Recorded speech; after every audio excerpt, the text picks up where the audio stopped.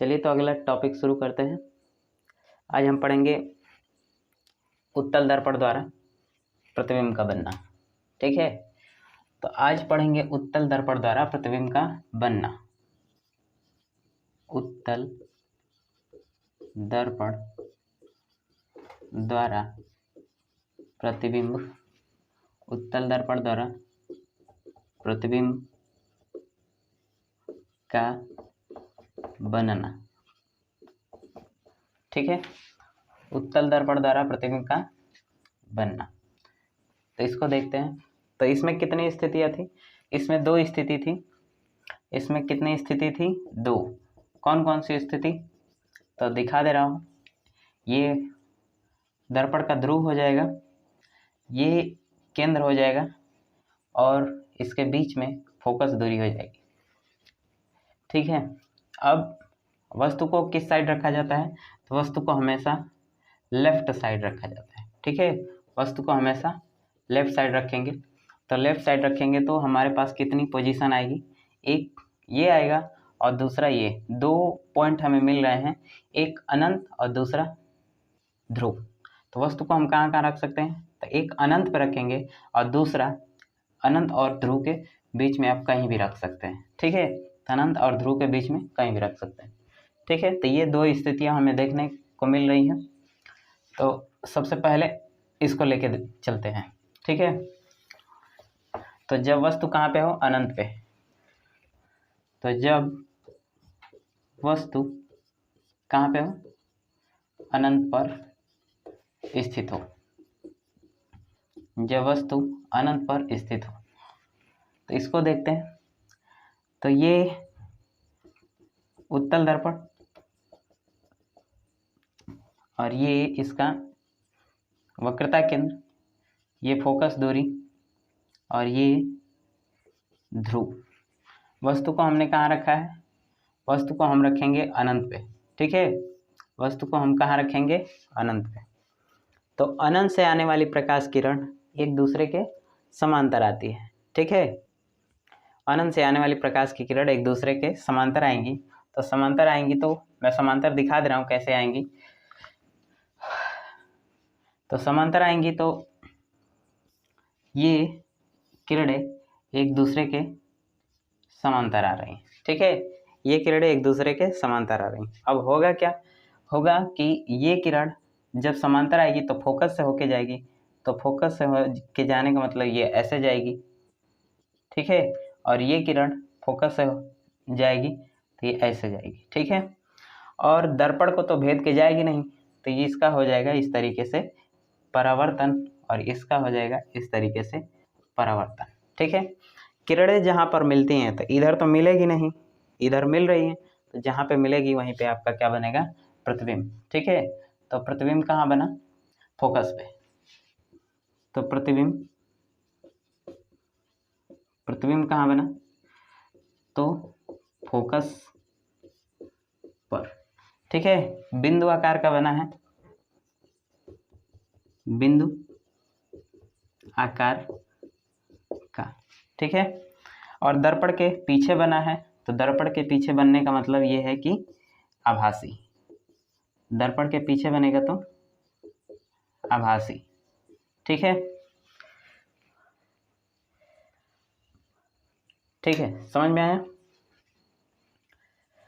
अब दूसरी स्थिति देखते हैं। दूसरी स्थिति क्या है? कि जब वस्तु अनंत और ध्रुव के बीच स्थित हो। जब वस्तु अनंत और ध्रुव के बीच स्थित हो। ठीक है, जब वस्तु अनंत और ध्रुव के बीच स्थित हो। ठीक है, जब वस्तु अनंत और ध्रुव के बीच स्थित हो तब कैसा बनेगा? तो ये इसका वक्रता केंद्र, ये हो जाएगा इसका फोकस और ये ध्रुव। वस्तु कहाँ पे रखेंगे? तो वस्तु को रखेंगे अनंत और ध्रुव के बीच में। तो मान लेते हैं कि वस्तु को मैं यहाँ रख दिया। ठीक है, वस्तु को कहाँ रख दिया, यहाँ पे। अब इससे प्रकाश निकलेगा और दर्पण पे टकराएगा, तो हमारे पास कितनी स्थितियाँ भेजने के लिए, 3 तरीका है भेजने के लिए। तो 3 तरीके में से मैं कोई 2 तरीका ले रहा हूँ। तो सबसे पहले हम भेजेंगे मुख्य अक्ष के समांतर। तो जैसे मुख्य अक्ष के समांतर भेजा जाएगा तो कैसे जाएगा, फोकस से होके जाएगा। तो फोकस से होके जाने का मतलब कि ये ऐसे जाएगा, ठीक है, और इसका हो जाएगा इधर से परावर्तन, ठीक है। उसके बाद से दूसरी स्थिति हम कैसे भेज सकते हैं, तो दूसरी स्थिति हम भेजेंगे वक्रता केंद्र से, ठीक है।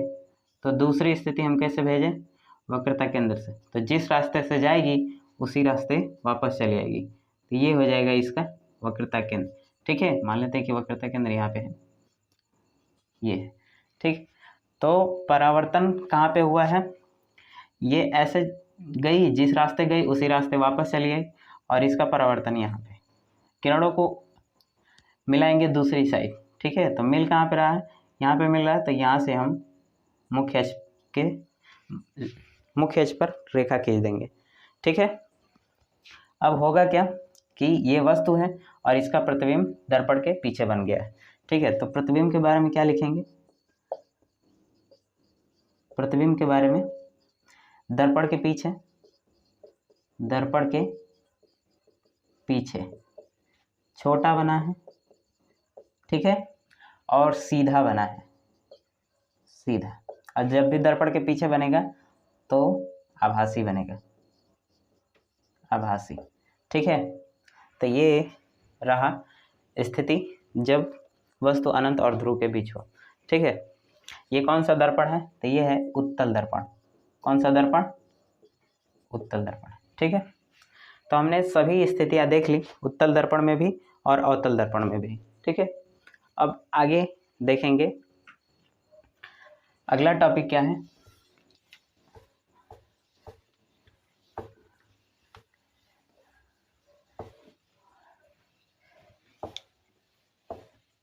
अगला टॉपिक है फोकस दूरी तथा वक्रता त्रिज्या में संबंध। क्या है फोकस दूरी, फोकस दूरी तथा वक्रता त्रिज्या में संबंध, ठीक है। फोकस दूरी तथा वक्रता त्रिज्या में संबंध। अब देखते हैं कि ये क्या होता है। तो फोकस दूरी को हम किससे दिखाते हैं, फोकस दूरी को हम F से दिखाएंगे, और वक्रता त्रिज्या को किससे दिखाया जाता है, R से, ठीक है। फोकस दूरी को किससे दिखाया जाएगा, F से, और वक्रता त्रिज्या को किससे दिखाएंगे, R से। तो इसके बीच संबंध स्थापित करना है, तो इसके लिए देखा जाए कैसे स्थापित होता है। तो मैं अवतल दर्पण ले रहा हूँ, ठीक है, मैं अवतल दर्पण ले रहा हूँ। यही फार्मूला, यही रिलेशन उत्तल दर्पण के लिए भी होगा, ठीक है। तो मैं एक लेके सॉल्व कर रहा हूँ, उत्तल दर्पण, सॉरी अवतल दर्पण। ये कौन सा दर्पण है, अवतल। ये कौन सा दर्पण है, अवतल दर्पण, ठीक है। ये इसका हो जाएगा वक्रता केंद्र, ये हो जाएगा इसका फोकस, ठीक है। अब प्रकाश की किरण को भेजा जाएगा, तो प्रकाश की किरण को भेजेंगे तो ये मुख्य अक्ष के समांतर जब जाएगी तो परावर्तन होके किधर से आएगी, परावर्तन होके आएगी फोकस से, ठीक है। परावर्तन होके कहाँ से आएगी, फोकस से। आपको बताया गया है कि जब भी आपतित किरण आएगी तो किसी चमकदार तल से टकराएगी, और टकराने के बाद उसी माध्यम में चली जाएगी, और हम अपनी सुविधा के लिए खींचते हैं लंब। ये क्या है, लंब, ठीक है। तो अब इसमें लंब खींचना होगा, तो लंब कैसे खींचेंगे, तो लंब खींचने के लिए क्या कॉन्सेप्ट है, तो लंब हम खींच सकते हैं कैसे, तो एक प्रमेय है कि त्रिज्या जो होती है कि परिधि पर लंब होती है। त्रिज्या क्या होती है? परिधि पे लंब होती है। तो त्रिज्या का मतलब ये है कि अगर हम इसका त्रिज्या देखें तो त्रिज्या ये हो जाएगी, और यहाँ से हम एक लाइन खींच देंगे, ठीक है, यहाँ से एक लाइन खींच देंगे तो ये हो जाएगा इन दोनों किरणों पे लंब, ठीक है। लंब का मतलब क्या हो गया कि ये जो त्रिज्या है परिधि पे लंब होती है, तो इन दोनों बिंदुओं पे हमें लंब खींचना है तो हम त्रिज्या बना देंगे, ठीक है। तो केंद्र से होके गुजरेगा, ठीक है। तो ये क्या हो गया? ये अभिलंब हो गया, ठीक है। इसको मैं डॉटेड दिखा दे रहा हूँ, ये क्या हो गया? अभिलंब हो गया, ठीक है।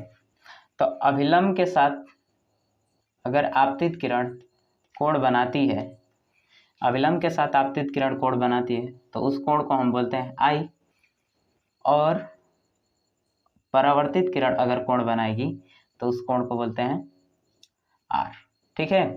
उस कोण को क्या बोला जाएगा? आर। यहाँ पे मैं दिखा दे रहा हूँ, उस कोण को क्या बोला जाएगा? आर, ठीक है। तो यहाँ से देखा जाए ये है आई और ये परावर्तन कोण आर, ठीक है। अब हमें क्या संबंध स्थापित करना है? फोकस दूरी और वक्रता त्रिज्या। तो फोकस दूरी का मतलब कि ये वाली दूरी, और वक्रता त्रिज्या का मतलब कि ये वाली दूरी, ठीक है। तो इसको हम स्मॉल एफ से दिखाएंगे और इसको हम आर से दिखाएंगे। एफ और आर में संबंध स्थापित करना। तो कैसे होगा देखते हैं। तो इसकी कोई ज़रूरत नहीं है, ठीक है।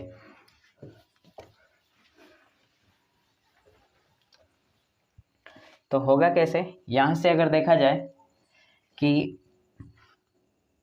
एंगल आई और एंगल आर आपस में बराबर होगा, ठीक है। एंगल आई और एंगल आर आपस में बराबर होगा, कौन से नियम से? तो ये होगा परावर्तन के नियम से।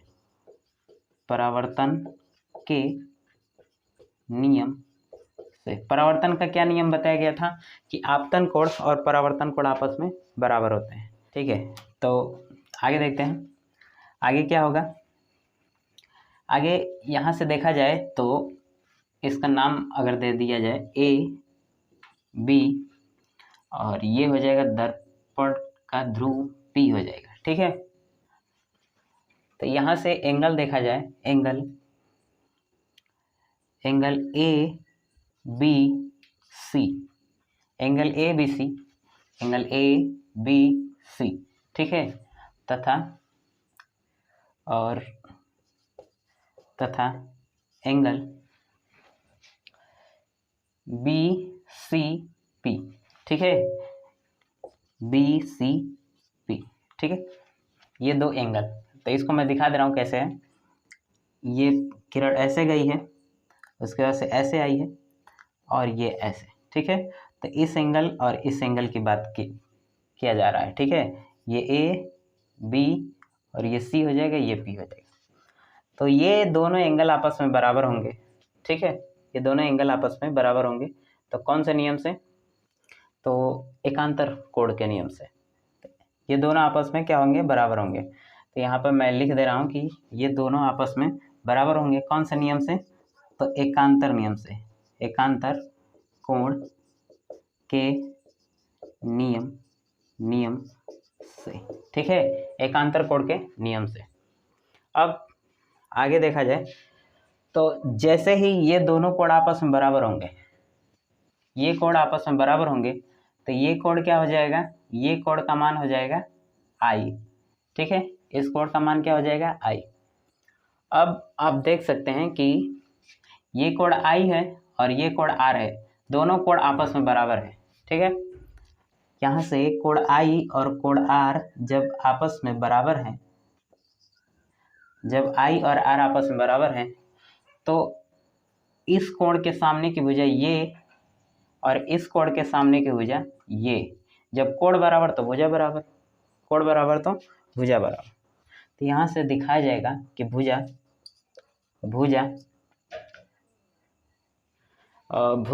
सी एफ और बी एफ, ठीक है। भुजा सी एफ और बी एफ, ये आपस में बराबर होंगे, ठीक है। तो CF बराबर BF, ठीक है। ये कहाँ से आ गया, तो ये आ गया बराबर कोण के सामने की भुजा, बराबर कोण के सामने की भुजा बराबर होती है, ठीक है। बराबर कोण के सामने की भुजा बराबर होती है। ये दोनों कोण आपस में बराबर हैं, तो इस कोण के सामने की भुजा ये और इस कोण के सामने की भुजा ये आपस में बराबर होंगे, ठीक है। अब हम देखते हैं क्या होगा आगे देखते हैं आगे क्या लिया जाएगा। यदि ये जो दर्पण है, इस दर्पण का द्वारक छोटा कर दिया जाए, ठीक है, इस दर्पण का द्वारक छोटा कर दिया जाए तो होगा क्या, यदि दर्पण का द्वारक छोटा हो, यदि दर्पण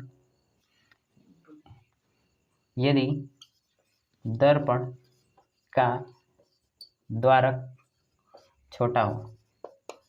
छोटा हो, यदि दर्पण का द्वारक छोटा हो, इसका क्या मतलब होता है, दर्पण का द्वारक छोटा होने का मतलब होता है कि ये मान लेते हैं कि कोई दर्पण है, ठीक है, ये दर्पण है और इसका द्वारक छोटा करने का मतलब कि इसकी लंबाई को छोटा कर दिया जाए। इसकी लंबाई को छोटा कर दें तो ये बिंदु क्या है, F है, ये बिंदु क्या है, P है, और ये बिंदु मान लेते हैं ये कौन सा बिंदु है, B, ठीक है।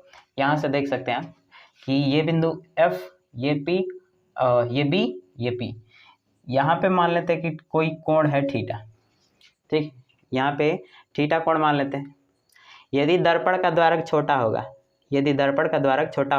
छोटा होने का मतलब ये है कि ये और छोटा हो जाएगा, ठीक है। तो जैसे ही छोटा होगा तो ये वाली लाइन इस पे आ जाएगी, ठीक है। ये वाली किस पे आ जाएगी, इस वाली लाइन पे आ जाएगी। यानी कि ये कोण अगर यहाँ से इसको मैं लंब खींच दूँ, यहाँ से मैं इस पे लंब खींच दूँ तो ये समकोण त्रिभुज हो जाएगा, तो ये वाली लाइन जो FB लाइन है वो PF पे आ जाएगी, ठीक है, PF पे आ जाएगी। तो इसका मतलब ये हो गया कि कोण बहुत ज़्यादा छोटा हो गया। तो जैसे कोण छोटा होगा तो यहाँ पे होगा क्या कि यहाँ पे अगर साइन थीटा की बात करूँ तो साइन थीटा होता है क्या है, लंब बटे कोण, ठीक है। अगर मान लेते हैं कि टेन थीटा की अगर बात करूँ तो टेन थीटा का फार्मूला होता है लंब बटे आधार, ठीक है, लंब बटे आधार। तो यहाँ से देखा जाए कि ये जो कोण है ये कोण हो जाएगा, ये लंब है और ये आधार हो जाएगा। तो ये कोण जो है कि ऐसे छोटा होते होते आधार पे आ जाएगा, ठीक है। ये कोण है, कोण छोटा होके आधार पे आ जाएगा, यानी कि कोण के बराबर कौन हो जाएगा, आधार। तो जैसे ही हम कोण के बराबर अगर आधार लिख देंगे, तो होगा क्या कि ये जो साइन थीटा है इसको हम कोण की जगह पे क्या लिख सकते हैं, लंब बटे आधार, ठीक है, ये लिख सकते हैं लंब बटे आधार। और लंब बटे आधार है क्या, तो लंब बटे आधार है टेन थीटा है, तो यहाँ से हम लिख सकते हैं टेन थीटा, ठीक है। कब लिखेंगे, जब दर्पण का द्वारक छोटा हो, ठीक है। तो होगा क्या कि यहाँ से हम क्या लिख सकते हैं कि ये जो कोण है ये बहुत ज़्यादा छोटा है, तो सभी चीज़ें आपस में बराबर होंगी। तो थीटा, साइन थीटा और टेन थीटा तीनों आपस में बराबर होगा, ठीक है। थीटा, साइन थीटा और टेन थीटा तीनों आपस में बराबर होगा। तो यहाँ पे लिखते हैं थीटा बराबर साइन थीटा बराबर टेन थीटा, ठीक है। तो होगा क्या, टेन थीटा का फार्मूला लंब बटे आधार, ठीक है, लंब बटे आधार। टेन थीटा का फार्मूला क्या हो जाएगा, लंब बटे आधार। तो यहाँ से हम दिखा सकते हैं कि जो BF लाइन है वो क्या बन जाएगी, PF बन जाएगी, ठीक है। ये यहाँ से बन जाएगा PF, ठीक है। क्योंकि जो हमारा क्यों बन जाएगा, क्योंकि लंब बटे कोण, तो कोण और आधार आपस में बराबर हैं। कब बराबर होंगे, तो जब दर्पण का द्वारक छोटा होगा तो, ठीक है। अब आगे देखते हैं, तो कौन कौन सी लाइन आपस में बराबर होगी?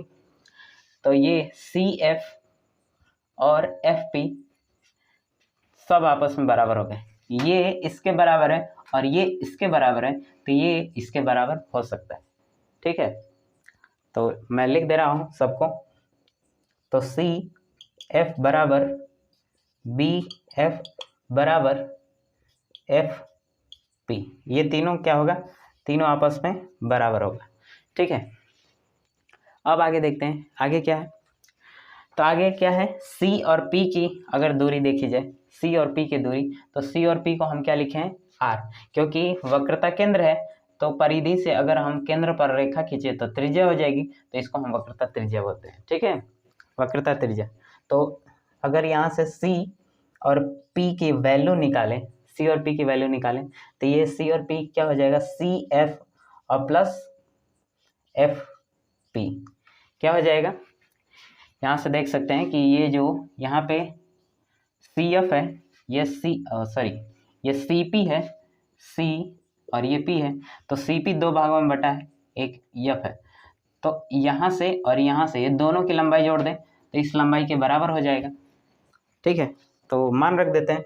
तो CP is equal to CP, तो CP को हम क्या लिख सकते हैं? CP को BF लिख सकते हैं या फिर PF लिख सकते हैं। तो मैं यहाँ पे PF दिख रहा है तो PF ही लिख दे रहा हूँ। ठीक है, तो CP को क्या लिख सकते हैं? CP को लिख सकते हैं PF और ये प्लस PF है। ठीक है, तो ये जोड़ के कितना हो जाएगा? CP is equal to 2PF। ठीक है, CP is equal to 2PF। अब CP को हम किससे दिखाएं? CP को दिखाए हैं R से, तो ये हो जाएगा R। और PF को किससे दिखाएं? तो ये PF है, तो PF को हम दिखाए हैं F से। ठीक है, तो ये रिलेशन निकल के आया वक्रता त्रिज्या और फोकस दूरी में। ठीक है, तो ये क्या हो गया? तो वक्रता त्रिज्या फोकस दूरी की दोगुनी होती है। ठीक है, वक्रता त्रिज्या फोकस दूरी की दोगुनी होती है, या फिर इसको हम दूसरे शब्दों में लिख सकते हैं कि F is equal to R/2। F is equal to R/2। इसका मतलब क्या है कि अगर वक्रता त्रिज्या का आधा करेंगे तो फोकस दूरी निकल के आएगा। ठीक है, तो ये रहा डेरिवेशन, समझ में आया?